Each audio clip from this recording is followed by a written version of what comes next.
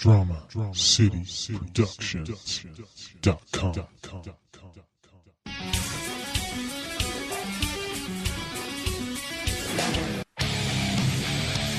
You are plugged in for the Podcast Wrestling Society, where you can get dynamic weekly pro wrestling and MMA-related content.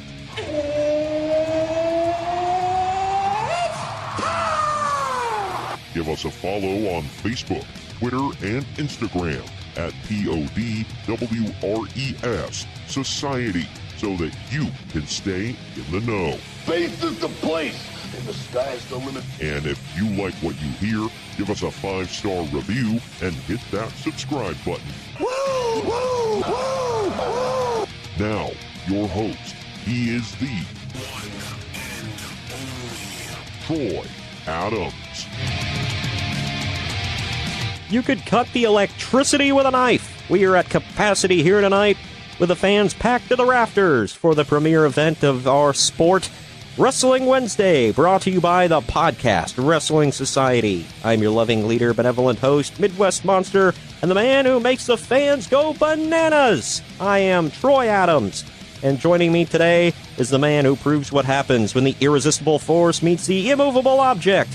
He is the Bobby the Brain Heenan to my Gorilla Monsoon. Give it up for Greg. What up, Greg? Yeah. Yeah? Really? Trying to keep it cool this week.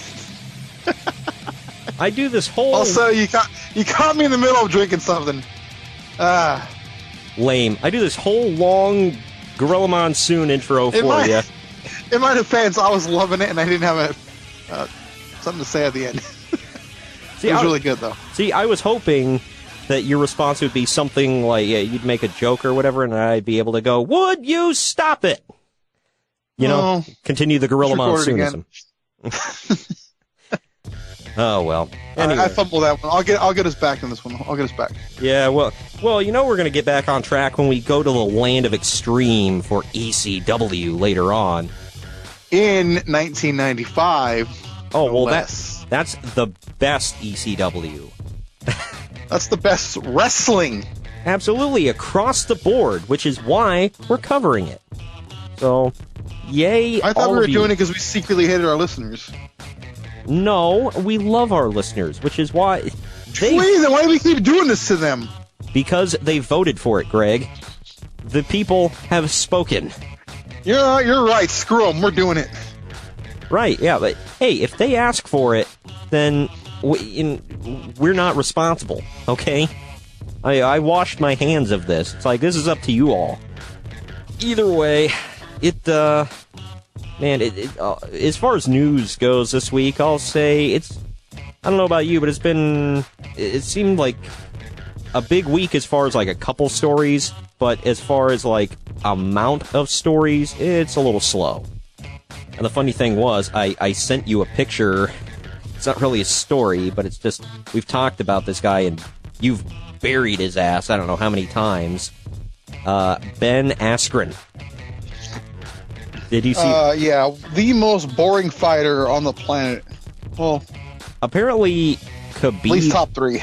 Well, apparently Khabib Nurmagomedov said something to him, or one of his team members said something about him or whatever. I don't know what it was. Do you know? Yeah, I think it was Artem Lebev, I think. I don't know what he said about him exactly. Did he like... he got him fired up, I guess, and he's like, I'll fight you later in the year. I'm like, dude, that would be the quickest fight of your career. Yeah. You would put him down in, I give it 90 seconds. Yeah, because Ben... That's only because Askren can run like nobody's business. Well, Ben Askren tweeted, "Just heard what @Team Khabib said. He will find his levels when he can't get off his back, and I am big brothering him." Whatever that means. We'll fight him he clearly didn't spell check here. Okay, I will fight him for 165-pound title in October/November of this year. What makes him think he's earned a shot at the title? Let's back up. First of all, he's not a champion yet. Okay? Yeah. Second, Khabib has the 155 title. Okay? There's just so much wrong with this. He's thinking he thinks he's gonna beat Robbie Lawler next month. That's laughable in its own right. Yeah. I think Lawler's gonna knock the hell out of him, and then he thinks he's gonna go and I guess beat, let's say for now, Tyron Woodley, who would probably knock the hell out of him. Or at the very least, take him down. At the very least, he'll take him down and hump him. Yeah. Well, he's not gonna be able to with Woodley because Woodley's a wrestler. No, I'm saying Woodley would do that to him. Oh yeah, that would be a whole ground and pound hump fight. Yeah, totally. Ground and hump fight. Oh man, this guy's off his gourd. The only reason he's finally in the UFC is because of a stupid trade. Yeah, let's trade. Dana White for years said he'll never be in the UFC because he's the most boring fighter on the planet. Well, dude, that's acting like Dana White's word means a thing. Okay. Yeah, but still, he's proven that his word means jack. Like, you can't trust a word. Well, this is the one I was with him on, though. Well, yeah, but just, like, anything that comes out of that man's mouth, you can't believe it. It's nothing. They used to say this about Paul Heyman. I guess they still do. But with Dana White, I'll say the same thing. It's like, you couldn't believe him if his tongue was notarized. So, sorry to all of you Dana White supporters out there, if there are any listening, but seriously, like, you can't believe a word that comes out of that man's mouth. He said there would never be women fighting in the UFC, and then boom, he's got multiple divisions now. He said this, boom. He said that the thing with Conor McGregor was the most embarrassing thing in the history of the sport, and yet he showed it multiple times in a build-up promo to the fight between him and Khabib. Like, good lord. Yep. And we'll talk about that more later. There's kind of a big story about that we'll get into. But with all of that, just as a heads up, we will be covering, what are the events we're covering? We're covering ECW's November to Remember, WWF Survivor Series 95, and WCW World War III 95, which is the very first World War III. So, yay! Some classic gems. Oh yeah, we'll get into why here later. But here before we get, let me tell you why now. 1995. Bam, done. Yeah, there you go. But before we get into the news, because like I said, there are a couple of news stories I wanted to talk about. Let's take this time to tell you all about. Let's do some shilling here for the podcast before we get into everything. First, I want to tell you about WrestlingWithWrestling.com, where there's other great podcasts beside this one, but we are definitely on there, along with our YouTube videos that we post frequently on there as well. And there's results from wrestling organizations across the world, besides just here in America, so you can keep up with any wrestling organization you can possibly think of, and even the indie feds from here and abroad. There are interviews, there are videos of matches, there's a ton of great content at WrestlingWithWrestling.com covering all four corners of the ring. I also want to direct you to DramaCityProductions.com. That is our network there, where we have been a part of Drama City Productions for quite some time now. It is updated on our page. If you go to DramaCityProductions.com/PodResSociety, like the social media handle, you can see all of our latest episodes, all the way dating back to episode 1, actually. And besides keeping up with that, there are the links for our Redbubble and Spreadshirt stores, where you can get some awesome swag for the podcast. There's various logos, dedication logos, where we're paying homage to some of our favorite wrestling memories and whatnot. There are also some joke t-shirts with some great sayings on it. And it's not just t-shirts. There's hats, there's hoodies, there's ball caps, there's bags, there are phone cases, whatever you want, stickers, buttons. There's a ton of different merchandise you can get if you go to DramaCityProductions.com/PodResSociety. Check out some other pages while you're there as well. But definitely go there and go to our Spreadshirt and Redbubble stores, where we have dirt cheap prices for amazing merch. All right. Now, are you ready to dive into some news, Greg? Head first. Oh, yeah. Let's do it. Match on. All right. The first story here. These first two stories, Kyle and I gave our opinions on because he wanted to talk about his opinions a little bit. If you go to our YouTube page, which we are growing with subscribers literally every single day, it's awesome. But if you go to our YouTube page and check out our, yes, thank you all, our NXT TakeOver Phoenix review, the very beginning of the video, we talk about these first two stories here. But I want to get your take on it because we haven't talked about it on the podcast. Hideo Itami has been granted his release, I guess, and he is officially leaving WWE, going back to Japan. Yeah. It's sad. I don't know. I just feel like nothing ever happened for him there, so... It is, I mean, yeah, that's true, but, and that... I don't want this to sound bad. It's like, there's nothing to miss at this point, so... I know. But it's so sad because when he first came in, do you remember all the fanfare around him? I do. And they just built it up like this is like a huge signing, and really it was. It was a huge signing. He was outside of New Japan. He was like one of the biggest stars in all of that entire country. So, and he was like the guy for Pro Wrestling Noah for a long time, and WWE signed him, which I thought was just shocking. He came in with a lot of momentum. They got hurt, came back, got hurt again. I don't know. And then he got shipped off to 205 Live and did absolutely nothing. Sad. I don't know. Yeah, I remember being in Barclays for Brooklyn, Takeover Brooklyn 2. When he came out, man, that popped loud. And when he hit the GTS, the place like damn near exploded. Oh yeah, yeah, and that was a big thing. And then I thought that was the start of it, you know. Yeah, and then he ended up injuring Brian Kendrick on a freak accident with it, and they never let him do it again. Yeah. So that kind of killed that whole thing. But whatever, because the whole thing there for a while when he was doing it, when they finally let him start doing it, was he would hit it and then he would make sure he let everybody know, my move, I invented it, this is my move. So I don't know, it just fizzled out really quickly, just like everything about his WWE run. But he wasn't able to do it because Daniel Bryan was using the running knee. He wasn't able to do that. He wasn't able to do the GTS for a little while. And I don't know, his whole run was snake bit from go. It was sad. Yeah. Some of it was his fault. Some of it wasn't. Yeah.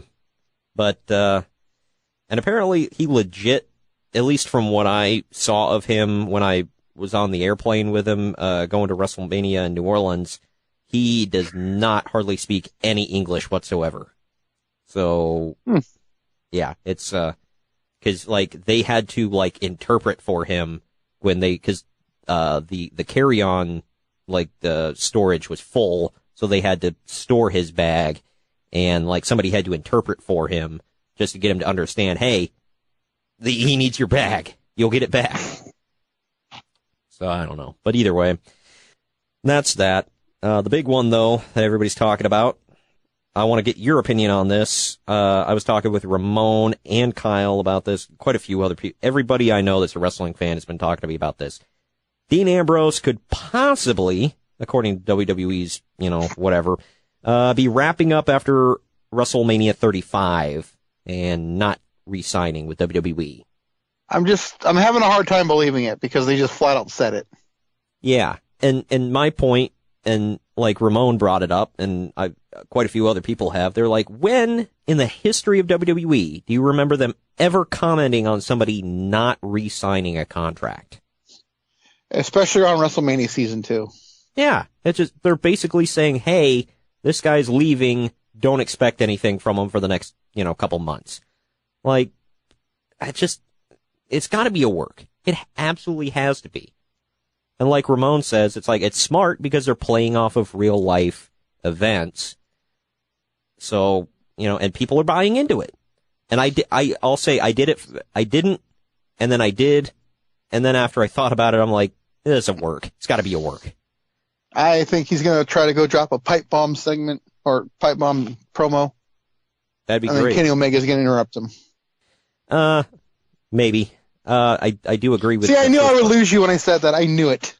Well, the only reason he lost me was because, I mean, that's the way you're going to debut Kenny? I don't know. Why not? What is he going to do with Dean? Have a match? What can't he do? Why wouldn't they be good?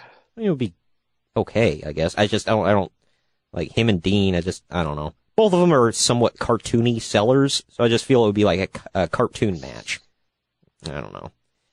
Yeah, I mean, it could be good. I do want to see, because one of the rumors I heard was they're thinking about, if they do manage to sign Kenny, is having him face Daniel Bryan at Mania for the belt.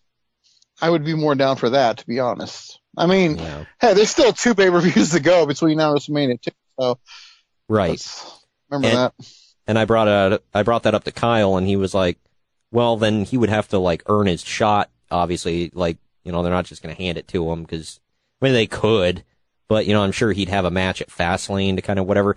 And he was like, and we'll be at Fastlane. I was like, you're damn right we will be. So I'm fine with that. I mean, I'm whatever. If Kenny shows up in WWE, great. If he shows up in AEW, great. I don't really, whatever. I'm fine with either or. As long as he's, coming to a place where I can see him, more frequently, then, cool.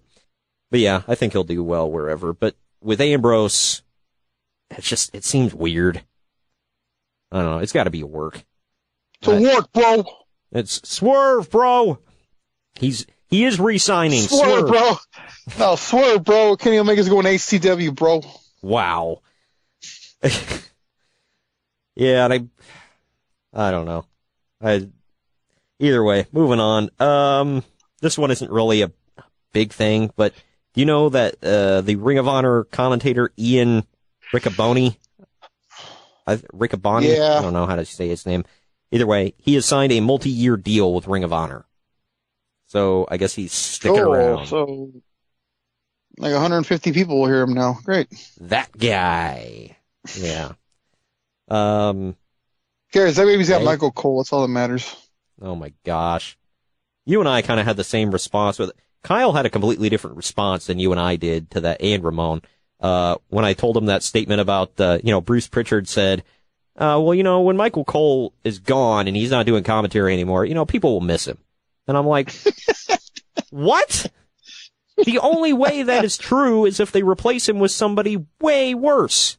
And I don't know how you can get that way. I don't know. WWE. I told you, Mike Adamle. Yes, that's one of them. But WWE has a way of making me not give a damn about a commentator anymore. Like, Corey Graves has somehow gotten much worse. Renee Young has somehow gotten much worse. Like, I don't know. Like, I love Corey personally, but I do, but he has, like, he's much worse now than when he first started. And I think it's just the WWE style. I don't know. They have a certain way that they want their commentators to be. And they're just, I don't know. Renee Young, like, I don't know. She's went way downhill. And I think it's because she's got people screaming in her ear for 3 hours every Monday. I don't know. And Michael Cole just sucks. He's doing his best Vince McMahon on commentary impression, and it's a bad one.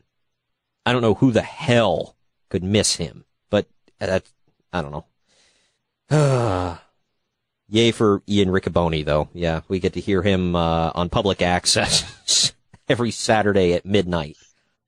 Moving on to the UFC stuff, the Nevada Athletic Commission clears John Jones for the March fight with drug test stipulations. So I guess he's cleared for one fight. Yeah, we'll see. Speaking of the Nevada Athletic Commission, they handed out suspensions and fines for Khabib Nurmagomedov and Conor McGregor. Khabib was suspended for 9 months and fined $500,000, retroactive to October 6th. The suspension becomes 6 months. So yeah, it could be reduced to 6 months if Khabib participates in an anti-bullying PSA campaign. He could be eligible to return in April, while a 9-month suspension would clear him for July. Oy vey. And then, I guess somebody else on his team got hit pretty hard. $25,000 fines handed out to teammates. I don't even, Abu Bakr. I don't know either, so don't even ask me. No, another Nurmagomedov and Zabara Turkogov, I guess, is my guess. Also not there at the hearing. ESPN's Ariel Helwani said that he doesn't expect Nurmagomedov to fight until those suspensions are up, which would put the lightweight title on ice for a year. Also, Conor McGregor was suspended for 6 months and fined $50,000 for his role in the UFC 229 fight. Yeesh. Fun. Khabib tweeted out, "Politics forever." So, of course, he's not to blame. Even though he did it. Yep. All right, anything else I missed? Not that I know of. Alrighty, well, then let's hit the bell. Match over. Well, then, you want to cover ECW now before we hit our first break? Yeah, I mean, I don't want to, but yeah. Well, let's get into it, shall we? Let's try to buzz through this. ECW's November to Remember 1995, ladies and gents. Yeah. November 18th, 1995. It took place at the ECW Arena in Philadelphia, Pennsylvania. Can we just mention real quick how stupid of a name this is for a pay-per-view? November to Remember? I don't hate it, actually. I hate it. It's stupid. Yeah, well, especially for a company that's supposed to be extreme. It's the November to Remember with thumbtacks in your face. Well, oh my God. Also, you hated most of the names for their events, so... That's not true. I mean, well, a lot of them, but not... Yeah, I was going to say a lot of them. CyberSlam, WrestlePalooza. Heatwave was lazy as hell. Yeah, Heatwave was stupid. I'll say that one. CyberSlam. Oh, that was a great one.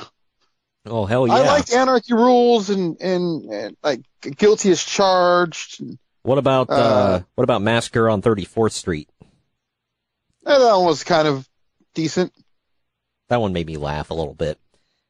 Either way, attendance for this one. WrestlePalooza, by the way. There you go. There you go. Yeah, that's the one. Yeah. It sounds like a freaking sideshow at a carnival, at a circus. Oh God, you're right. Yeah. So, well, it sounds like something where you have wrestling at the county fair. Like, there you go. WrestlePalooza. Oh my God. The attendance for this one, by the way, was 1,150. Still amazing. That many, huh? Yeah, it amazes me that you cram that many people into a bingo hall. A filthy bingo hall, I might add. No, it looks like nobody ever cleaned that place, ever. Joey Styles. Yeah, it's kind of redundant to say about any ECW venue, by the way, but whatever. Yeah. At least the Hammerstein looked somewhat clean. I don't know. Joey Styles starts off the event by hyping it up and saying that this is the greatest night of ECW action ever. Yeah, that's a really low bar, bro. I'm sorry. I remember this event, and that's why I'm laughing. Yeah, I texted you. This is the greatest? Holy crap, what's the worst? What was it? Hardcore Heaven. There you go. Now, this one, I will say, this is when I texted you while watching this, and I said, instead of ECW, their initials should have been ADD. My God, they were all over the place. Did you notice? Oh my God. Joel Gertner was the ring announcer for them.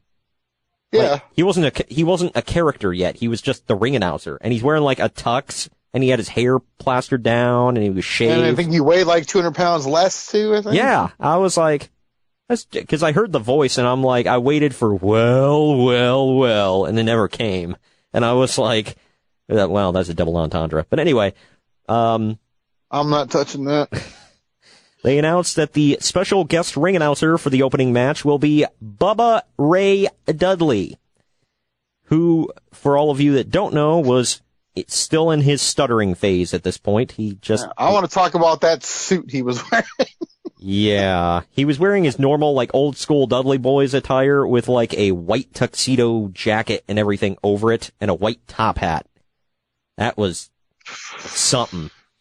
But a whole slew of Dudleys pour out from the back. There's Sign Guy Dudley, Big Dick Dudley, Dances with Dudley, and there are a couple others that I just lost track. But Bubba gets on the mic, and he keeps on stuttering until Big Dick Dudley hits him, and he says, F this! And then Bubba hits Don E. Allen, then drops him with a powerbomb. And then the Broad Street Bully attacks him, and Bubba beats him down and drops him with a powerbomb as well. He then pins him for some reason, and he gets a 3 count. Even Joey was confused. He was like, this wasn't even a match. So, threw off the announcer even. Whatever. Next segment, we got Paulie Dangerously in the ring. I don't know if he's still Paulie Dangerously or if he's officially Paul Heyman at this point. Because later on in the show, Taz calls him Paul Heyman. So I don't know. But either way, he's in the ring. The lights go out. Everybody flicks their lighters on. And when the lights come back on, Sabu! I'm shocked that all the Philly fans have lighters in their pockets. Yeah, and I'm just going to safely assume that it wasn't all for cigarettes. Just saying. Anyway. We're getting a tweet. Oh, yeah, we are. When the lights come back on, it's Sabu! Fresh off of his WCW crap-ass match against Mr. JL. So he's back. The crowd, by the way, loses their minds. Just like blows the roof off of that bingo hall. Oh, wouldn't you too if Sabu showed up? Oh, yeah, you couldn't even hear him call out the numbers. Nothing? Really? You know? Okay, no, anyway. I'm leaving that alone. Anyway, they keep cutting back to Joey Styles talking into the camera, and it looks very unnatural and weird. Like, I think they spliced this together, and it just looks stupid. I'm almost certain they filmed that in Paul Heyman's basement. That's a pretty safe assumption. But next, we've got Jason Knight, who calls himself the sexiest man alive. He's taking on Conan, who is wearing a mask. And he actually... according to Joey Styles, you could get hives if you touch Jason, so... I tend to believe him, by the way. Conan, if you guys, haven't seen what he looks like and you want a point of reference, he looked like a colorful version of Relic, which is killer spelled backwards, by the way. Shut up! You and I aren't the only ones who noticed that, by the way. Other people complain. They're like, why is it so important that every time they mentioned his name, they had to tell us this? It was so effing important that Mike Tenay had to beat it into our heads. We get it. It's not clever. So we're not the only ones who got annoyed with that. But the special guest referee for this match was Taz.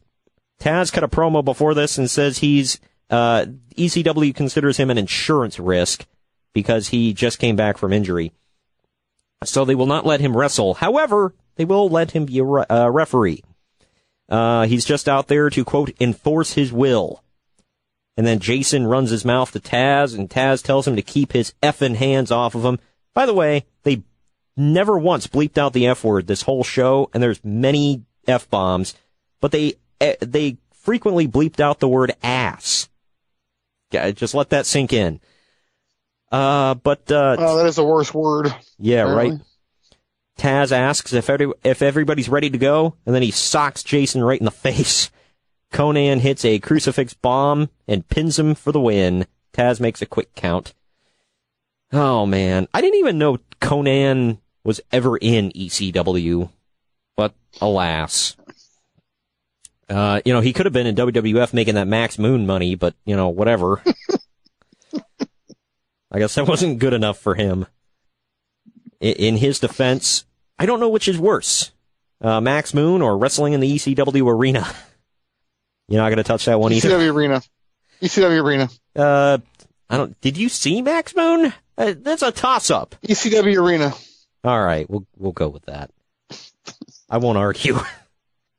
This next match was, I guess it was a match. It's, I don't know what the hell is going on in ECW, man. It was El Puerto Riqueño versus Stevie Richards. Main event anywhere in the country. Sure. Stevie Richards comes to the ring, and the Blue Meanie is at ringside. Yes. Making his debut. He is like a fan in the front row. He gives Stevie a present. Stevie opens it up, and it's a belly shirt that's airbrushed and says, "A flock of seagulls." Oh, my gosh. Stevie calls Meanie to ringside, and they hug. Joey Styles says, "They must be old friends who are apparently very attracted to each other." Ha! Gay jokes. Yeah. Richard, Sure they ate that one up in the arena. Oh, yeah. Oh, we'll get to some good stuff later. Richards hits 2 Stevie bombs on his opponent and then pushes the Blue Meanie to the top rope. He, literally shoves him to the top rope. Meanie goes for a moonsault and El Puerto Riqueño moves. Stevie finally hits a super kick on El Puerto Riqueño for the win. Yay. This was something, man. And it took Joey Styles a while. He was like, "The Blue Meanie?" It's like, "Oh, I get it from Yellow Submarine, the Beatles." Sure. Oh my God. It was just, let's move on. This next match was actually pretty good. It was the Eliminators with Jason versus the Pitbulls with Francine. The Pitbulls and Francine are all wearing tight black leather.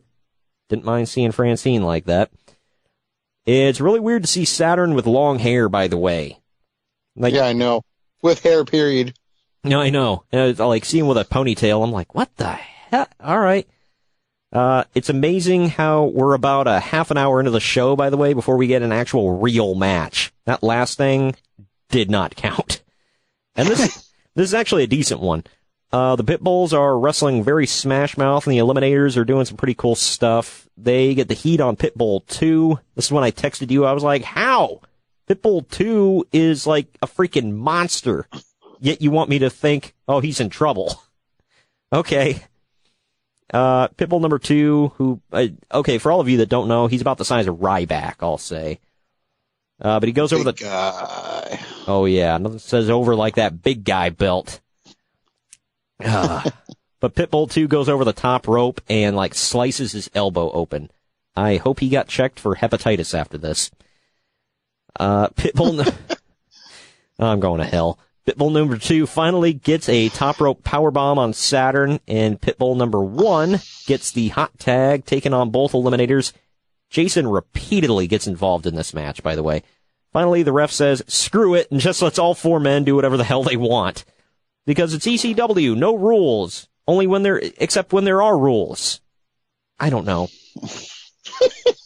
The Pitbulls hit Cronus with a guillotine bomb, but Jason breaks up the pin. Ref lets it go. Because why not? Pitbull number 2 takes him out. They hit a super bomb on Cronus for the win. Jason runs in and basically starts raping Francine. I'm not joking. He picks her up and damn near he molests her. I'll say that. Pitbull number 2 throws him into Pitbull number 1, who's holding a chair. And he clocks him. The Eliminators then take on take both Pitbulls out with total elimination, 1 for each.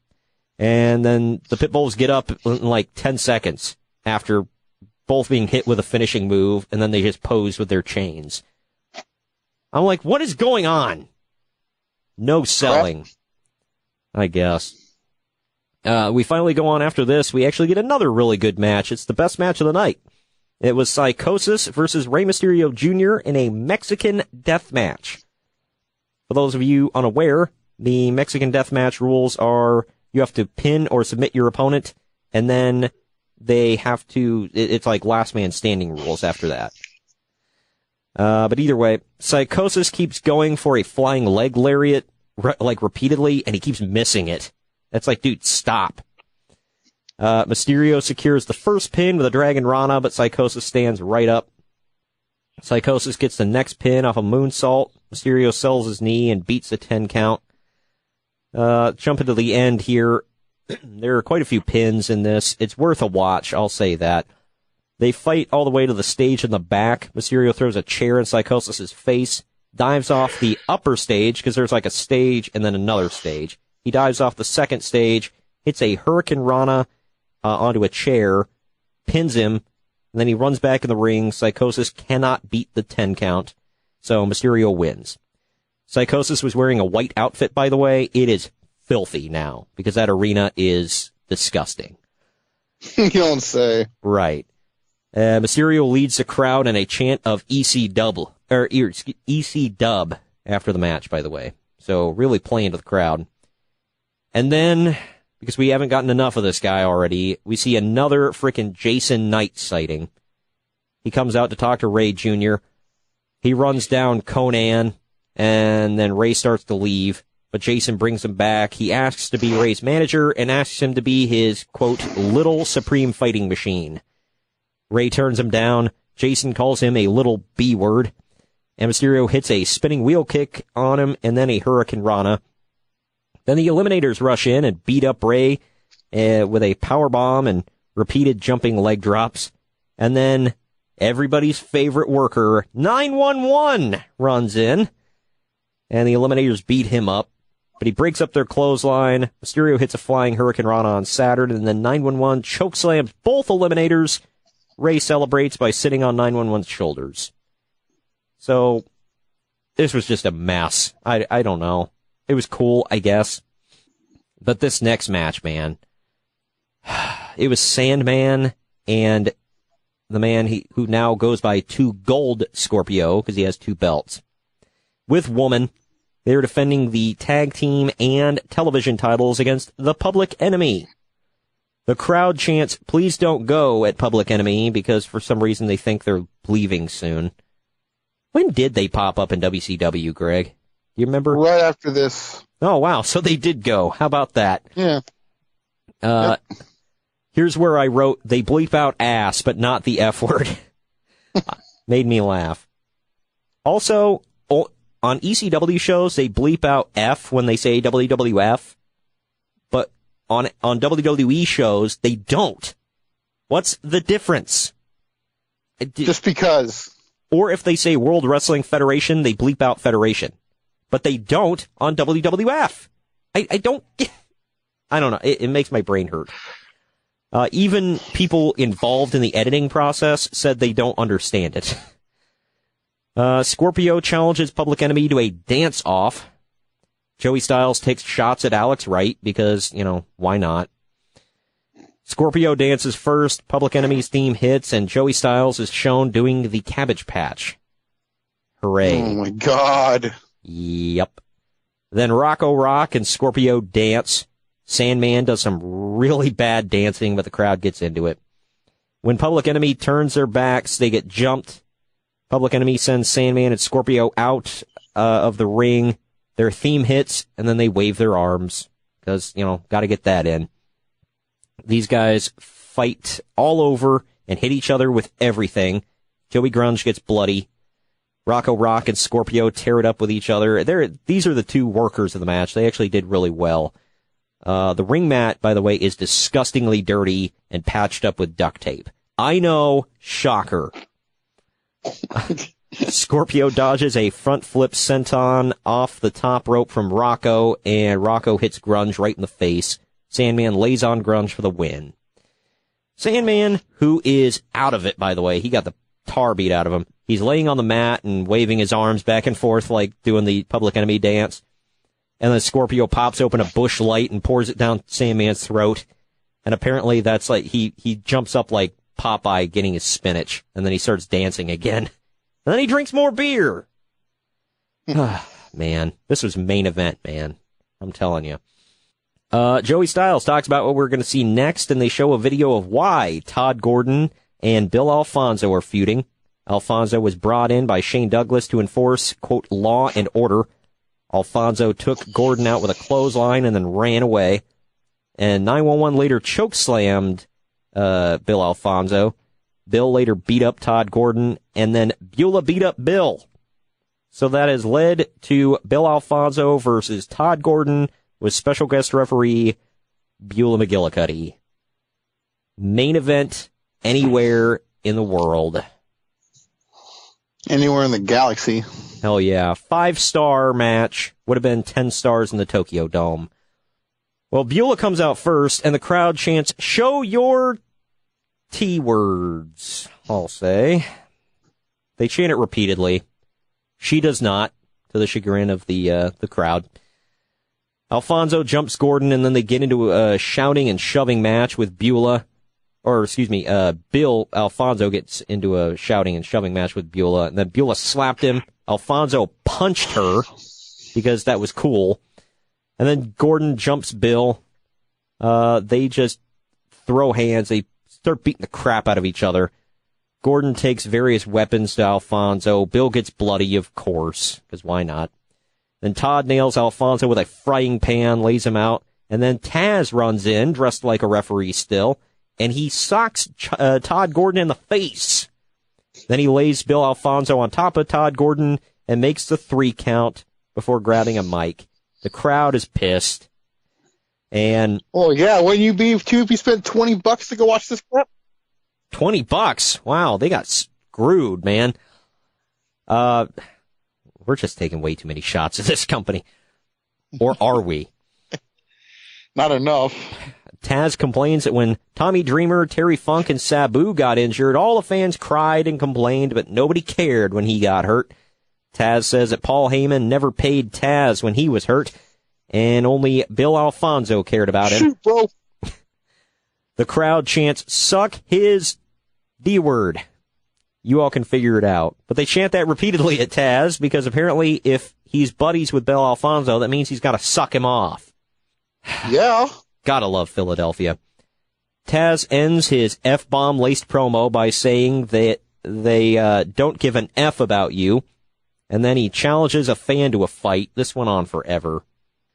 This next one was interesting. I didn't see this one coming. Sandman's making his entrance because one of the stipulations was if they won that match earlier, he got to fight Mikey Whipwreck for the ECW title. Yes, Mikey Whipwreck is your ECW champion. Think about that. But that should tell you something about the state of this company. But as the Sandman is making his entrance, Steve Austin jumps him from behind, nails him with a cane multiple times, and then he hits the stun gun on the guardrail, and then he drinks a beer. Superstar Steve Austin. The extreme superstar Steve Austin. My God. They had to drive that home. But Austin drinks a beer, gets in the ring, and he pops up the double bird. You can see where and this is a few years before Stone Cold. Sandman looks like he's about to vomit as EMTs check on him. And then Joey Styles believes Steve Austin will face Mikey Whipwreck for the world title, and Austin grabs a mic and he says, he tells Mikey to get his ass out there. And he says, for a very short time tonight, your name is Eric Bischoff, to Mikey Whipwreck, which apparently means he's got to beat his ass. Because if there's one thing ECW loves to do, it's crap on WCW. Yeah, the company is kicking the crap out of them. Yep. But anyway, this match happens. Mikey Whipwreck defending the ECW title against superstar Steve Austin. Austin jumps Whipwreck and beats a tar out of him. The crowd chants Hogan, Hogan at Austin. Austin nails a big boot into a leg drop. And then he makes the cover, but Mikey kicks out and Joey says, that lame-ass crap isn't going to get it done here. Yeah, another shot. Austin beats 7 shades of crap out of Mikey. Mikey fights back. Austin finally hits the stun gun. Mikey kicks out again. Austin goes back and starts beating his ass. And then Mikey ends with a sunset flip, pulls Austin's tights down, showing his ass to everybody, and he makes the pin. Austin lets his ass hang out of his tights for quite a while he goes back to beating the crap out of Mikey. And then he pops up the double bird again and leaves. Security guards escort Mikey out, and the security guard looks like he couldn't stop anybody from doing anything. Looks like some dude they just picked up off the streets, which is a pretty good bet that they did. This next match was something. It was the Shaw, Hack Myers versus Sabu. Paulie dangerously introduces Sabu, and the crowd goes nuts. Sabu beats the holy high hell out of Hack for a while. Hack manages to nail a top rope facebuster for a near fall. Doesn't last long. Sabu goes back and to treating him like a sparring dummy. Hack finally gets the advantage, and when he takes a fan's chair out of the front row, the guy's jacket is still like stuck on the chair, so he's just beating Sabu with a chair and a jacket at the same time. Sabu pulls him off the top rope with a face first onto a chair. He lays Hack onto a table outside and then jumps off of a chair over the top rope, dives through Hack and the table. Somehow they're counting Hack out, so it's like no disqualification, but there's countouts. I was super confused. But he rolls back in, and Sabu lays him down and then comes off the top rope with a chair for the atomic Arabian facebuster. That makes it better when it's atomic, Greg. Hell yeah. That gets him the 3 count. And then Paul helps Myers to his feet, and Sabu shakes his hand, showing that Sabu's a good guy, I guess. For now. Next up, Terry Funk and Tommy Dreamer versus Cactus Jack and Raven. Funk and Dreamer are out first, and Terry grabs a mic, and he cuts a promo on Cactus Jack, calling him an a-hole, and saying that he'll always remember what he did to him. I don't know what he did to him. Do you know what he did to him? Nope. I don't remember that match. I remember it being brutal, and I don't want to watch it again. Who would? But Cactus Jack comes out wearing an airbrushed Dungeon of Doom t-shirt. It's got Shark, Kamala, and Zodiac on the front. Original. Yeah. And then he grabs the mic and says, "Why don't you stop wasting my effing time and get your old ass out here? Come on, Terry." It's kind of weird to hear Mick Foley drop the F-bomb, but whatever. I wrote way too many notes for this. I'm just going to skim through it.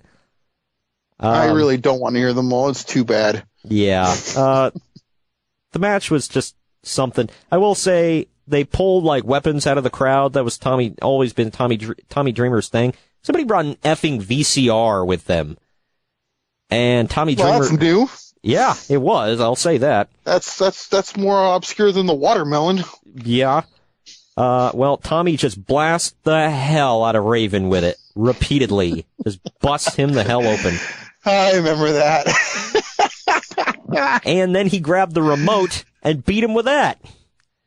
Funk uses a snow shovel and a dustpan. Funk even beats up the referee with the dustpan for some reason. They never explain why. Because he's senile. He's middle-aged and crazy. I guess. And then Funk nails Raven in the junk with a golf club. That was cool. Cactus uses more practical weapons like a cheese grater and a chair. Oh, good lord. Raven chokes Dreamer with a toilet seat. Somehow that gets the crowd to chant ECF&W. That was something. Raven, by the way, is pouring blood. Funk is bleeding a little bit, but man, like, Raven's bleeding buckets. Cactus pulls out like a fork or a knife or something, and he's just stabbing and sawing all over Funk's body. It was sick. Eventually, Cactus gets his shirt ripped off, and he's wearing another shirt under it with Eric Bischoff's face airbrushed on the front, and the back says, "Forgive me, Uncle Eric." This was great. Dreamer comes in a bloody mess. He pulls Bischoff's face over Cactus's face, and he just beats the crap out of both of them like he's beating up Eric Bischoff. Funk uses a shopping cart on Raven. This goes on and on. Bill Alfonso and Taz finally come out. The referee was bumped at one point. Cactus covers Funk, and Funk kicks out.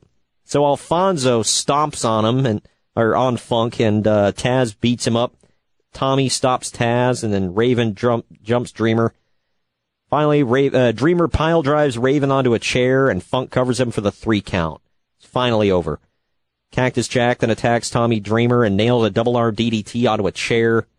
Stevie Richards, who was out there earlier for whatever, he gets in, and Dreamer super kicks him. That shocked the hell out of me. Then Cactus Jack chokes Funk with a cable, and Dreamer rakes barbed wire across Raven's face, because it can't be ECW without barbed wire. This was something, man. Raven fights back and headbutts Dreamer in the junk.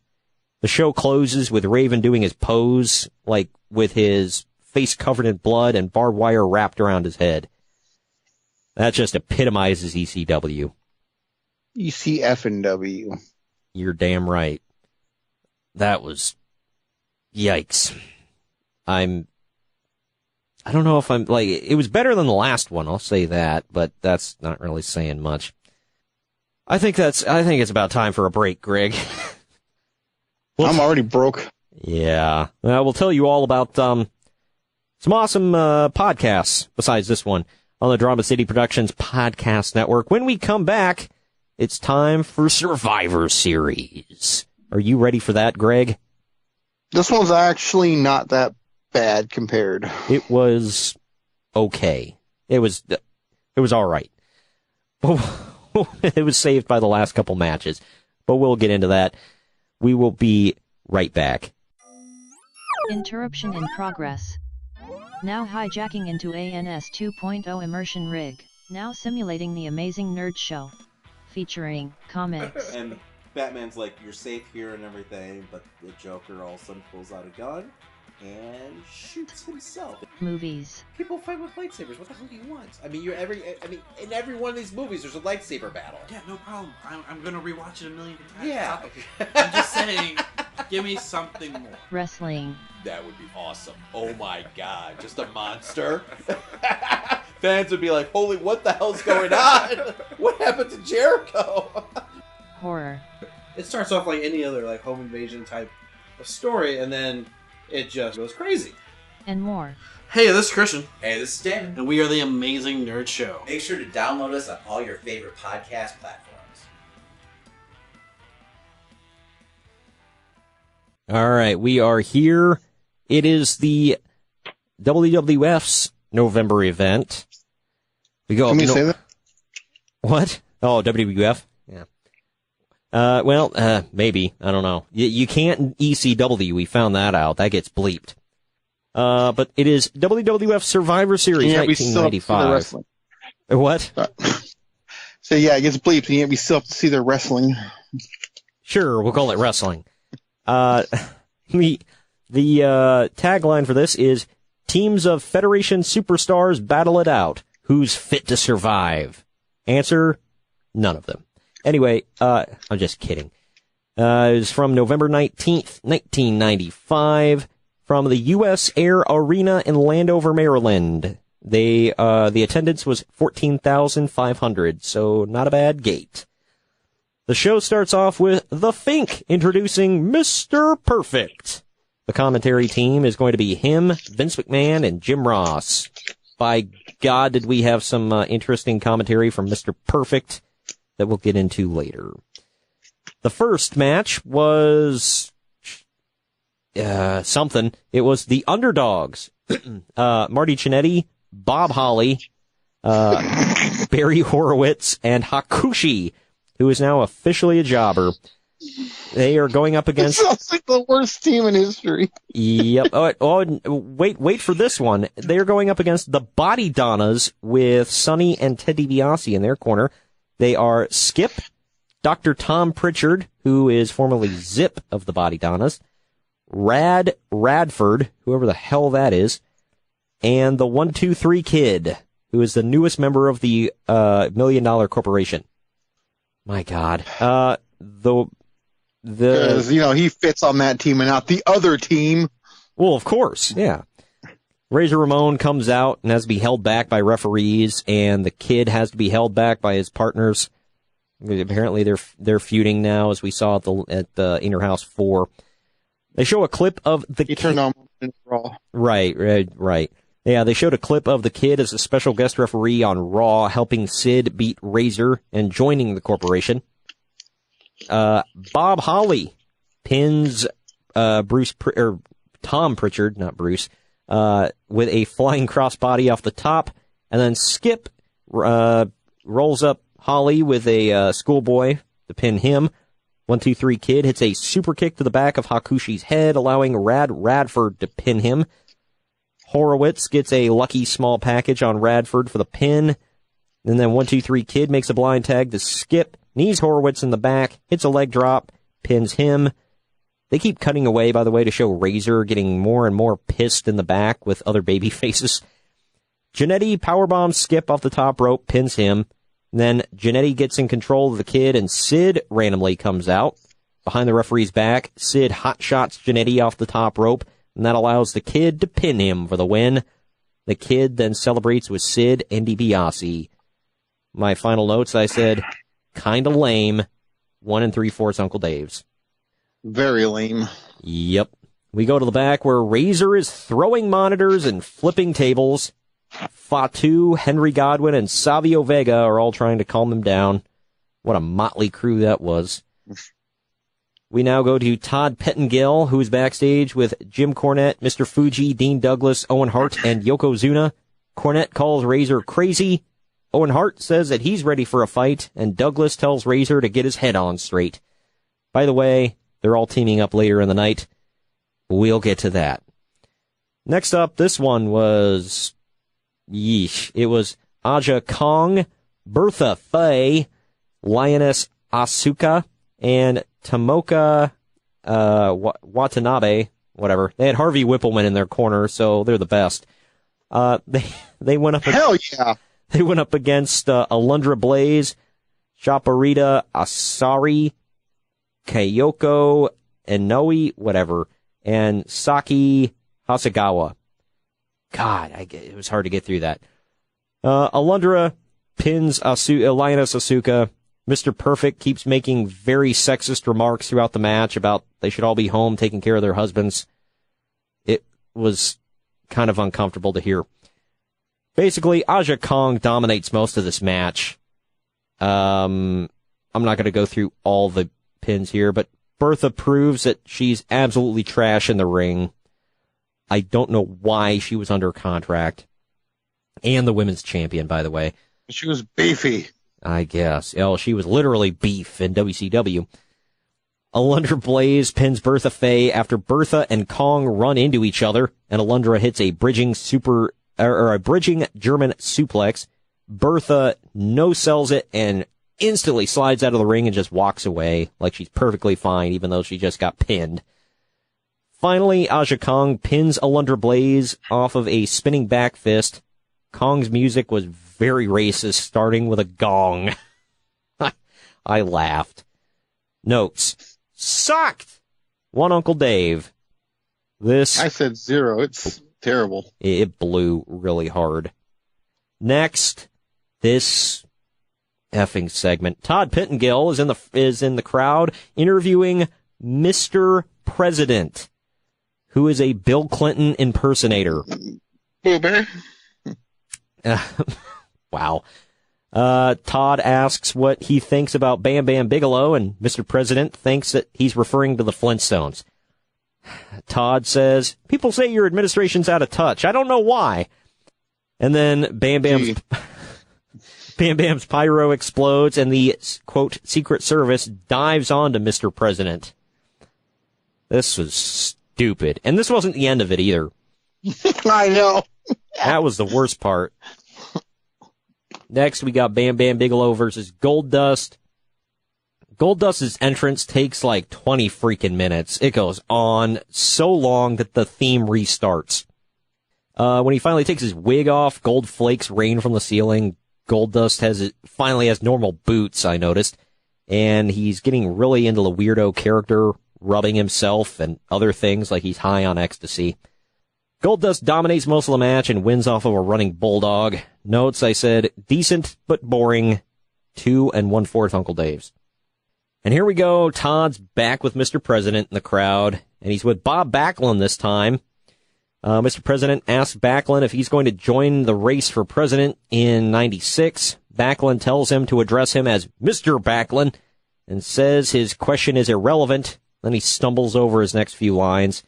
And while he talks about the government shutdown, Mr. President compliments, quote, Bob, keeps calling him, and repeatedly before we go back to the ring. This was painful. And no, we're not done. So get ready. Next is the Royals. Deny. God, I did not inhale.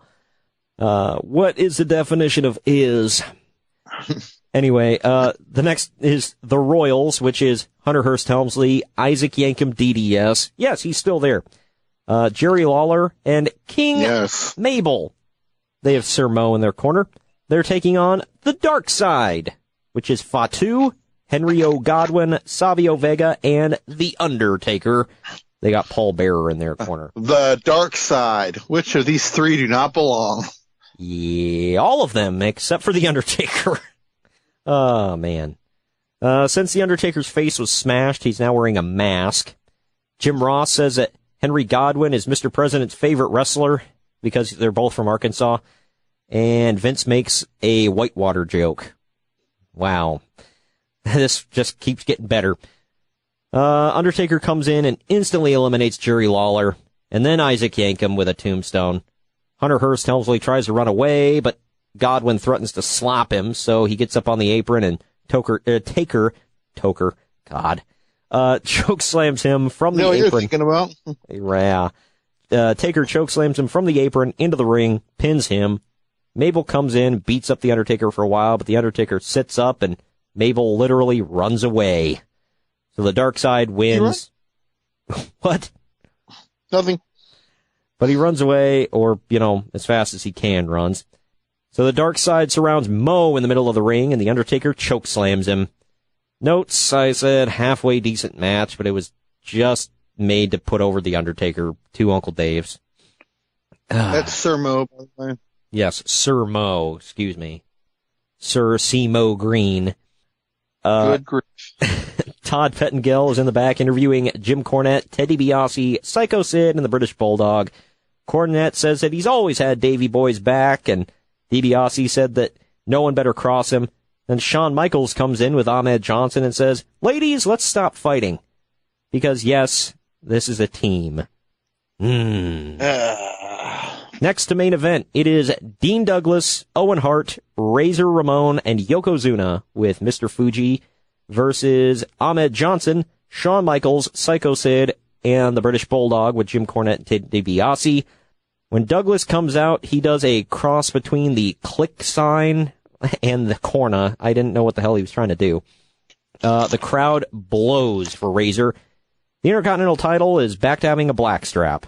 I can't keep track of this damn thing. This is Ahmed Johnson's pay-per-view debut. The crowd gives him a pretty good pop. Mr. Perfect says that Johnson is as big as a house, and he says he's got the double garage to go with it. Oh, wait, that's his nose. Yay, racism. So we get sexism and racism for Mr. Perfect. Cool. McMahon geeks out. Jack of all trades. Yep. McMahon geeks out for HBK like Michael Cole used to for The Miz. Mr. Perfect says, when the boy becomes a man, and Vince says, oh, he's all man. This was really weird. Wow. Yeah, he had a remark like that in the Goldust match, remember? He's like about 6'6", 260, he's a huge man. He goes, yeah, he's a big man, all right. My God. By the way, he repeatedly drives home that word androgynous. Yep. Like, who the hell uses that practically? Well, we learned from Bruce Pritchard that's his favorite word. Yeah, and he said Dustin had to look it up when he got home. But anyway, Razor and Dean get into it. Razor punches Dean, allowing Michaels to do a schoolboy onto him and pin him. HBK accidentally hits Sweet Chin music on Sid, allowing Razor to get the pin. Then Sid gets in and powerbombs Michaels on his way out. Ahmed Johnson pins Owen Hart with a Pearl River plunge. DiBiase comes back out with Sid and the 1-2-3 Kid. Kid trips Razor and gets on the apron. Razor socks him. Then Bulldog hits Razor with a power slam for the pin. Ahmed body slams Yokozuna, and then the British Bulldog breaks it up. Michaels and Johnson double team Bulldog, knocking him outside. Michaels hits Sweet Chin music on Yoko. Johnson hits a running splash for the pin, and in midair, Johnson screams like a girl. It was weird. But they win. Notes, I said, best match of the night thus far. Interesting stuff, but I'm not a fan of the whole feuding partners thing. 3 1/4 Uncle Dave's. After the match, a dazed British Bulldog celebrates with Jim Cornette, and Shawn Michaels celebrates with Ahmed Johnson. Todd Pettengill is back to talking with Mr. President, who's got Sonny on his lap now. Sonny is feeding him popcorn. And Mr. President spills it accidentally down Sonny's dress, then asks if she's available for a cabinet position.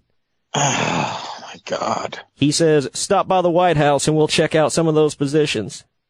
And then Sonny says that she'd make the perfect undersecretary. The show pre-recorded comments of Bret Hart and Diesel mixing in clips of their past matches. They're really putting over how they both beat the tar out of each other every time they're in the ring together. And the big story is that Diesel wants to knock Bret out early using his power. Bret wants to absorb punishment and make the match go as long as possible, wearing Diesel out until he can out-wrestle him. So it is Diesel defending the WWF title against Bret Hart in a no-holds-barred match. The best thing of note right off the bat, I said Bret locks in a figure four and Diesel's repeatedly shouting mother effer multiple times. That was great. You couldn't hear it, but you could read his lips, just like when HBK looked at the camera, looked right at Hardcam and said, "Bullsh." That was great. The Click was super mature. It's attitude. Yep. Hop into the end here. Bret gets on the apron and Diesel shoulders him. Bret goes flying through the Spanish announce table. I believe that's the first time ever one of the tables got broke in history. Yeah, they put it over huge, and it looked brutal. I'll say that. Diesel gets him into the ring, goes for a jackknife, but Bret just flops down like dead fishes him. Diesel picks him up again, and Bret rolls him up for a small package for the win. Shocking. Diesel gets up and yet again visibly yells, "Mother effer." And then he drops... Attitude. That's attitude, pal. Then he drops Bret with a jackknife. He then poses with the belt. The crowd boos him. He leaves, and the referees wake up. I think he beats up a couple of referees as well. And he grabs the belt. They wake Bret up, check on him. Diesel's in full heel mode here as he leaves. My final notes, I said, they stuck to the story very well in the ring and on the commentary. These two beat the crap out of each other. It was cool. Cool to see Diesel turning heel. It was a shock ending if you didn't know it was coming, with the roll-up. I gave it 3.5 Uncle Dave's. Pretty good match. I thought one of their better ones. Yeah, I was about to say that. I thought it was really good. So yeah, that was Survivor Series 1995. I might say it was one of the better pay-per-views of the entire year. Yeah, it was. Good way to close out the year, although we're not done yet. We've still got In Your House 5, so yay. Not looking forward to that one, I'll say. Nope, because it's bad. Spoiler, it sucks. What do you mean? It had Arkansas Hog Pen. All right? So I think you're wrong. That's right. Yeah, I can't wait to watch that again. You're damn right. Talk about that again. No, I meant talk. I ain't watching that crap again. Hell no. Oh, come on. I claw my eyes out. Loser. All right. Right. We're going to take a quick break after that. When we come back, ladies and gentlemen, we're going to wrap this show up with a bang. Don't lie. Okay, we're going to wrap it up with a wet fart. Whatever. It's not good to lie. But anyway, we're coming back with WCW World War III. I'll give my opinions on the show when we come back. But we're going to tell you about some other great podcasts here on the Drama City Productions Podcast Network. If you go to DramaCityProductions.com, by the way, we have added a lot of brand new podcasts within the last week that are really cool. So check them out. We're growing by leaps and bounds. DramaCityProductions.com. We will be right back for WCW World War III. Sometimes you want to go where nobody knows your name. The Small Town Mentality Podcast with Ben and Austin. What's up, guys? Excuse me, it's ma'am. It is ma'am. It's your host, Ben and Austin from the Small Town Mentality Podcast. And if you're some real cool dudes... Excuse me, it's ma'am. It is ma'am. Oh, my bad. We got to keep it PC for this promo. You can follow us on Twitter at STMPod, on Instagram at Small Town Mentality Podcast, and on Facebook at STMPod. You can find us everywhere podcasts are played? Yep. So if you're some real cool dudes. Excuse me, it's ma'am. It is ma'am. My bad, sir. I didn't mean to call you that. Excuse me, it's ma'am. It is ma'am. I'll keep that in mind next time we have it up. Come check us out. Small Town Mentality Podcast. Excuse me, it's ma'am. It is ma'am. I didn't even say sir that time. All right, we're back. WCW World War III, Greg. 60 men, 3 rings, 3 giants, 1 battle royal. Yay. That's the tagline, by the way. I didn't just, make that up, if you're all wondering. The date that will live in infamy. It's just bad. Sorry. Yeah. The date that will live in infamy. November 26, 1995. From the Norfolk Scope in Norfolk, Virginia. They were sold out at 12,000 people. I will say this. 12,000 people wanted to see this. Well, a couple things. I didn't think the whole event sucked. I thought there was a few pretty good matches on the show. Not a lot, but a few. The actual World War III match, we'll get to that. But the Norfolk Scope, I thought, looked like a beautiful building. It was like a big dome. I thought it looked awesome. But, Mean Gene is interviewing Hulk Hogan, Sting, and the Macho Man to open up the show. Hogan's still in his all black, but he says that he's done, quote, walking on the dark side. And he rips off the black stuff to reveal his red and yellow. He then burns. It's over. The dark side's over. Yep. I remember kind of getting giddy about that when I was a kid. Oh, yeah, as a kid, that's great. As an adult, you're like, you just changed clothes, dude, whatever. But, yeah. He literally burns his black t-shirt in a burn barrel on the stage with them. And Sting says that he's glad Hogan's with him. Macho Man apologizes for, everything and not trusting Sting with the Lex Luger situation. And then Hogan continues to cut his promo while Sting is grabbing water and trying to put out the fire in front of them. Oh, man. Man. Hogan claims that the internet, quote, has the scoops, but he says that those 3 men are going to steal the belt, brother. Ugh. Yeah, that's setting up for the main event that was must-see TV, brother. I'm joking, but yeah. Well, then they show a clip from WCW Saturday Night, build up this next one, where Diamond Doll and DDP get into an argument during an interview, and the doll just walks away. She eventually comes back and says that she's putting herself on the line in DDP's match against Johnny B. Bad, because the TV title is clearly more important to DDP than her. So, we're gonna see Johnny B. Bad versus DDP. Cool. At first I wasn't super excited about this, but it was a really good match. But it's for the TV title and for the Diamond Doll. DDP comes to the ring treating Diamond Doll right for once, kissing her hands and putting his arm around her and all that. He also brings Johnny's confetti cannon with him. But Johnny, not to be outdid, brings firework shooters to the ring with him. Oh my gosh. Hell yeah. This was something else. DDP shouts at Kimberly at one point to hold up the 10 for him. She refuses. For those of you that don't know, she used to hold up cards like she was scoring him. But however, when Johnny calls for it, she holds up a 10 plus. Good Lord. What the hell about him was a 10? Have you seen those abs, Greg? And his tan was impeccable. I think he was Puerto Rican. I think that might have been natural. Whatever. Still, he was an olive skinned fella. Okay. Johnny hits the bad mood outside, and then hits a slingshot leg drop inside for the win. Kimberly looks shocked and confused, but she gets in and hugs Johnny. My final notes, I said, Johnny B. Bad is always great for a hot opener, and DDP is really coming into his own. Great match, 3 Uncle Dave's. He opened every pay-per-view. I know, it was weird, but he had really good matches.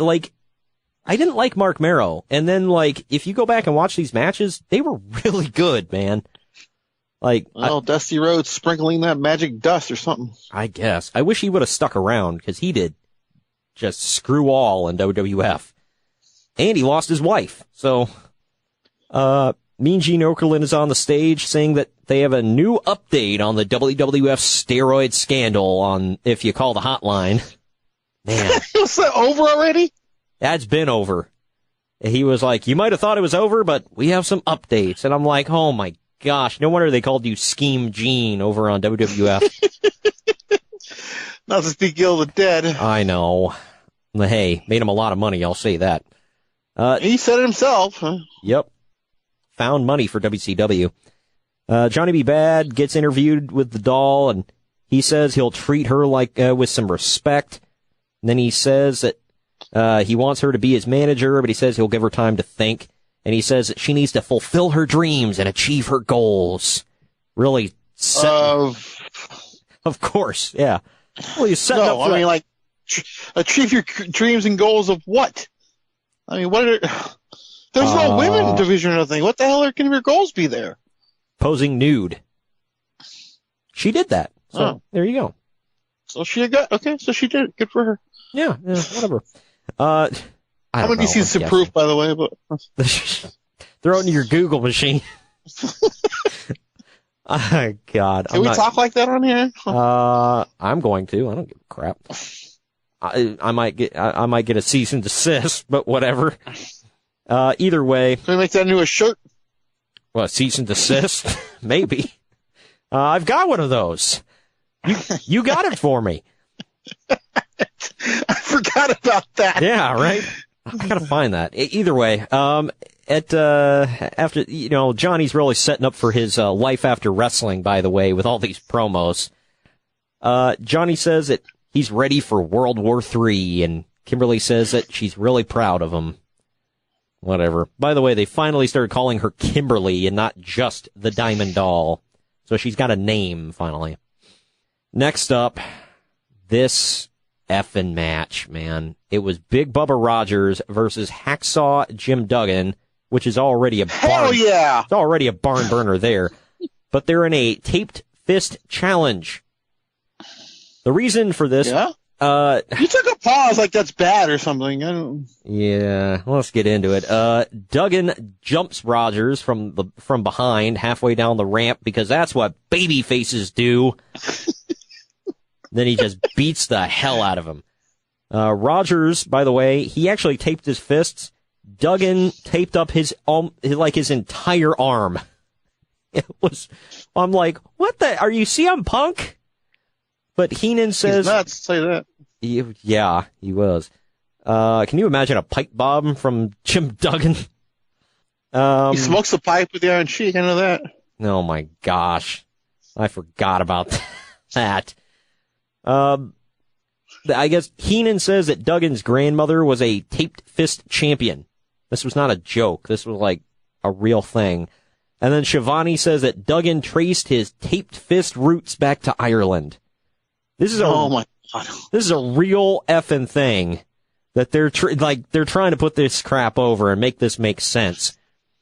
Duggan dominates and then Bubba comes back. He tapes Duggan to the top rope, then beats the crap out of him.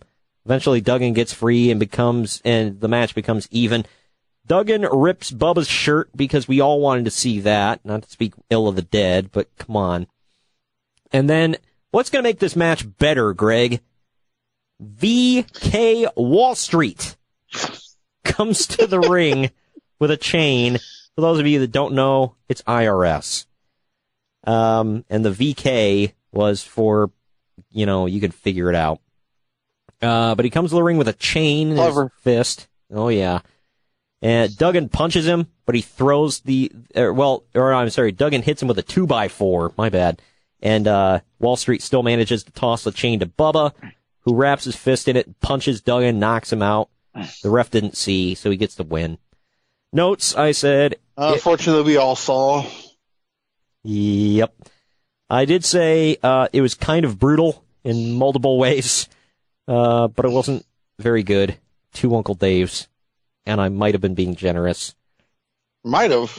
Yeah. Ric Flair's being interviewed by Mean Gene. Rick is cheered like a god, by the way. But a handful of little stingers are actually booing him. Rick shouts through the entire promo, saying that he's going to beat Sting. Flair says that it was his master plan to get all of his rivals in the ring together and watch him win the WCW World Heavyweight title in the World War III match. Okay, Rick. It was nobody's master plan to watch this, but whatever. Next, you know all those Asian women that we just saw at Survivor Series? This was much better. Much, much better. We got Cutie Suzuki, real name, and Mayumi Ozaki taking on Bull Nakano and Akira Hokuto with Sonny Ono in their corner. So you know who the heels are. The bad thing about this... Heel, whatever. Sonny Ono is a heel because he came out of a Japanese box. But anyway, it was a little messed up where the chyron below that said their name, there was like a cartoon plane that flew over, dropped a bomb, and then their name would come up. These are Japanese women. Just let that sink in. Somebody didn't think. Nothing wrong with a little... it's a little history thing, a little history buff. Sure. Yeah, that's it. That's what I'm going with. I'm sticking with it. Sure. Bull Nakano is wearing a blue Ric Flair robe. Like, it looks like she's cosplaying as Ric Flair. Hokuto is wearing some big pink robe with like a Japanese mask on it. It's all feathery. The bigger heels got a lot of the heat right away, and against the smaller baby faces. The babyface women get a single leg crabs on both the heels at the same time. The crowd actually pops for this. Eventually, Mike Tenay, by the way, keeps spouting off facts that mean absolutely nothing to anybody. Nobody gives a damn. But he's just feeding us this crap like we care. I know, I'm picking on Mike Tenay, but seriously, who gave a damn? The baby... It's killer spelled backwards. Oh my god. The baby faces have miscommunication and nail each other. Not that way. Get your mind out of the gutter. Nakano... I didn't say anything. I know you didn't, but I'm talking to our listeners because I know what they're thinking. Nakano hits one of them with a power bomb, and the other takes her down. Babyfaces hit about 6 double stomps between the two of them on Nakano off the top rope, like one right after the other. It was stupid. And then Bull still kicks out. Back and forth action for a while. The heels hit a doomsday device on Ozaki. Nakano finally pins her with a top rope leg drop. My notes, I said, besides a lack of selling, this was a really good match, very exciting. 3 3/4 Uncle Dave's. I really enjoyed this one. I forgot what that match would look like. I haven't seen it forever. I will say... It's like the one I forgot. Yeah, I will say, if you guys have to, especially after watching that god-awful women's match on Survivor Series, watch this. Like, 2 totally different styles of women's wrestling from Japan. And not to get, like, sexist about it, but these women are a lot better on the eyes than the ones they had in WWF. And I'm not touching that. No, you know what? Never mind. I'm moving on. Mean Gene is pimping the hotline again before calling Jimmy Hart and Lex Luger in for an interview. The crowd erupts with boos. Like, they hate Luger and they hate Jimmy Hart. Luger claims that he's the flagship of WCW and he's going to be the world champion tonight. Next, we got more Japanese wrestlers. We got Kensuke Sasaki defending the U.S. title. He's got Sonny Ono with him again, by the way. He's defending the U.S. title against Chris Benoit, who is a brand new 4 Horseman. The Hooters girls are in the front row. One of them is shown, and Bobby Heenan completely loses his train of thought. I did too. They keep putting over how Bobby Heenan tried to sell half of WCW to Sonny Ono, but he wasn't legally allowed to, and for some reason Sonny got kicked off of WCW TV. However, Sonny gets on commentary and says that they're being compensated at Starrcade somehow. We'll get to that at Starrcade. Sasaki hits a big lariat and then a Northern Lights bomb for the win. Notes, I said, this was a great Japanese-style match between these two. Really enjoyed it. 3 1/4 Uncle Dave's. So far, these matches are pretty decent. But just as I say that, we get this. Mean Gene interviews the Taskmaster, Jimmy Hart, and the Giant. Yay. Gene tells the Giant that his father would be embarrassed if he knew how the Giant was acting. Keep in mind, they were pretending that Andre was his dad, for all of you that don't know. Taskmaster says that the Dungeon of Doom will dominate tonight. Jimmy Hart calls Hogan, Sting, and Savage the Three Stooges. And Taskmaster says that it doesn't matter what the members of which member of the dungeon wins tonight. The Giant ends his promo by saying, "Roses are red, violets are blue. I'm gonna kick your butt back to Kalamazoo." I'm not joking. What the hell? He effing said this. I'm not joking. I was stunned. They show a build-up for Macho Man versus Lex Luger, showing that Macho Man never trusted Luger since Lex debuted on Nitro. Mean Gene interviews Macho Man. Mean Gene asks, "Are you jittery?" Savage says, "I'm always jittery." Ain't that the truth? Savage says that that guy makes coffee nervous. Right? Can you imagine if he drank espresso? My God. He'd be on fire.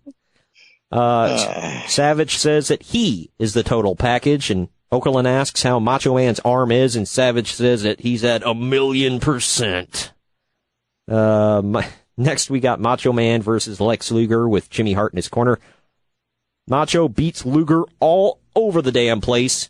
When Savage goes for the elbow drop, he hits it. Jimmy Hart distracts the referee, so Savage can't get the win. Luger gets the torture rack locked in outside of the ring until Macho passes out. Luger rolls him in and locks in an armbar, and the referee calls the match because Savage is passed out. But Luger will not release it. Finally, Sting comes in, and he asks politely, and Luger breaks it, and then he leaves. I'm not joking. Then they put over how Luger is a heel, but he's still BFFs with Sting, and they'll be partners on Nitro. Super confusing. Notes, I said, nothing really special. It was decent. 2 1/4 Uncle Dave's. But next, we got a hype video showing the Sting and Ric Flair feud. Shows Flair. Stay hype. It shows Flair getting into it with Arn Anderson and Flying Brian, asking Sting to help him, and Sting warns Flair not to, quote, swerve him, or he'll leave him for dead. And then Flair eventually swerves him. So, there's that. But, so we get Ric Flair versus Sting, which is never a bad thing. Sting dominates for a little while. Sting gets the advantage for a minute, or Flair gets the advantage for a minute, but Sting takes over. He dominates most of the match. They keep going from ring to ring. They don't explain this. I assume it's a teaser for Nitro, but Sherry and Colonel Parker come out, making out on the stage and watching the match. I don't know. The end of the match is Sting drops Flair and locks in the Scorpion Deathlock for the submission win. Notes, I said, it was Flair versus Sting. What else can I say? It was a great match. 3 1/4 Uncle Dave's. So another good match on this card. My God. This. They show a video package for Jimmy Hart turning on Hulk Hogan and joining the Dungeon of Doom with Lex Luger. After Jimmy got Hogan disqualified at Halloween Havoc, he came out on Nitro and said that with his power of attorney, he signed the Halloween Havoc contract for Hogan, and it stipulated in the contract that if Hogan got disqualified, he'd lose the world title. However, the WCW Championship Committee voted that the title would be held up at World War III, and that the Giant was not the rightful champion. And I wondered, what the hell are contracts for in this company? Couldn't Jimmy and the Giant... wiping your ass? I guess. Couldn't Jimmy and the Giant sue over this crap? Yeah. But then they put over that in the World War III match, there would be one Giant per ring. In one ring, it's the Yeti. Yes. The Yeti! There you go. In another ring, there's the Giant. And in the third, it's Hulk Hogan, who I guess qualifies as a Giant. Well, where's Loch Ness? That's a coming, Greg. Don't get ahead of our crap here. Mean Gene Okerlund interviews Hulk Hogan next, who says that he smells the stench of that stinky giant. Eric Bischoff actually said on his podcast he called him the stinky giant in the backstage because Paul White liked the chain smoke. So this was a real thing. But he says that he will regain the World Heavyweight title tonight, and friendships aside, he'll go right through the Macho Man and Sting tonight if need be. Then Hogan claims that this is the most dangerous match in the history of professional wrestling, brother. Yeah. Oh, man. I guess he missed Chamber of Horrors. Yeah, wait till the Yapapa Indian strap match, brother. Sorry. But next we have the 3-ring 60-man World War III Battle Royal for the WCW title. Because there are 3 rings and 60 men, there are 3 broadcast teams. Ring 1 is Tony Schiavone and Bobby Heenan. Ring 2 is Eric Bischoff and Dusty Rhodes. And Ring 3 is some guy named Chris Cruz and Larry Zbyszko. As confusing as that sounds, they actually did it pretty well. They did it about as well as you could do it for that. So, commentary wasn't awful.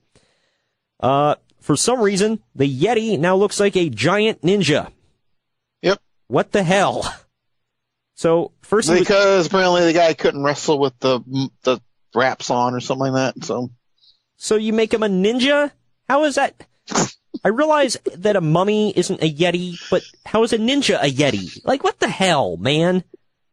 Whatever. No question it. A metric crap ton of pyro shoots off before this match starts, by the way. Like, the pyro blows all over the place, and then the bell rings and they start the match. It was kind of cool. But then that damn bell had to ring. The Yeti is the first giant to be eliminated, so he was useless. The entire match is on a 3-screen split screen, and I can't keep track of anything. Ring 2 is the first to be cleared, so the Giant goes into Ring 1 with Hulk Hogan. Ring 3 is the next to be cleared, so everyone goes into Ring 1 to make it a 20-man battle royal in one ring. While Sting and Luger are trying to eliminate the Giant, Hogan dumps them both out, and then he slides outside under the bottom rope. However, the ref didn't see it, and he thinks he got eliminated, so he declares Randy Savage the new world champion. Hogan argues with Randy Anderson, the referee, and with Randy Savage for quite a while as Mean Gene Okerlund gets in the ring. Notes, I said, chaos, weird ending, too much going on, 1.5 Uncle Daves. And I might be super generous there. Wrapping I really up, thought the Yeti was going to win it when I first saw it. He should have. I mean, just look at him. That's a man right there. Or, well, that's a Yeti, but whatever. Real quick, he would go on to wear like jean shorts and wrap his shirt around his waist like he's in high school and riding a skateboard. Do you remember that? Yep. You're talking about when he was just Ron Reese in the flock? Yeah. Yep. Oh, yeah. Who doesn't remember that? Carrying Billy Kidman on his shoulders? Yep.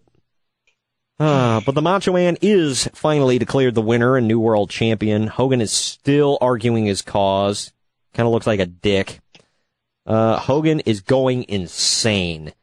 The decision is actually booed, by the way. Savage says he didn't see anything, but he says, I live by what it is what it is. Can you handle that? And Hogan still argues, and he pulls the fans. So clearly Hogan can't handle that. I guess. Savage says that he doesn't want a dark cloud over his title reign and says that he wants to see the film. Hogan says on Nitro he'll show him the film. So there's a teaser. Yes, because Hogan has to show him the film. Well, yeah. If he didn't see it, it didn't happen, Greg. He's got to confirm it himself. Oh, God, that sounds familiar. Right? Yeah, Dayton.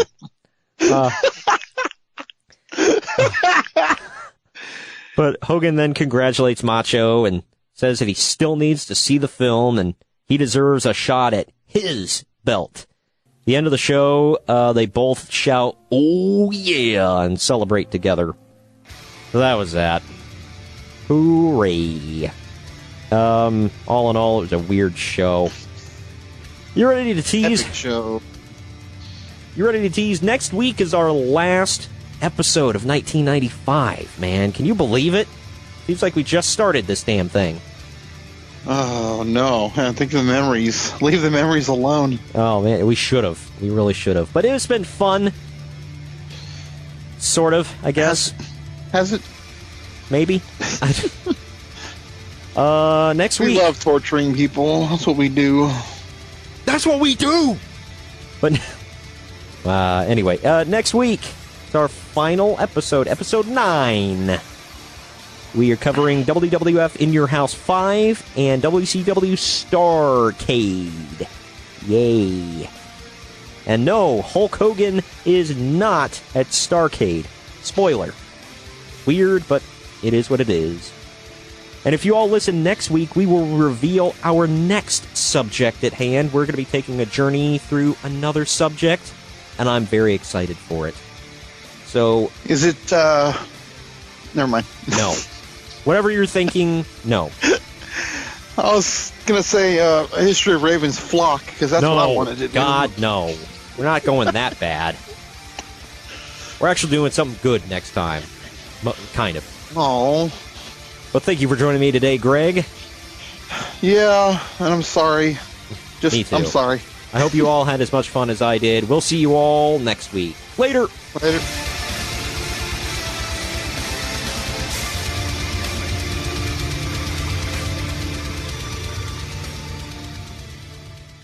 This has been a Drama City production.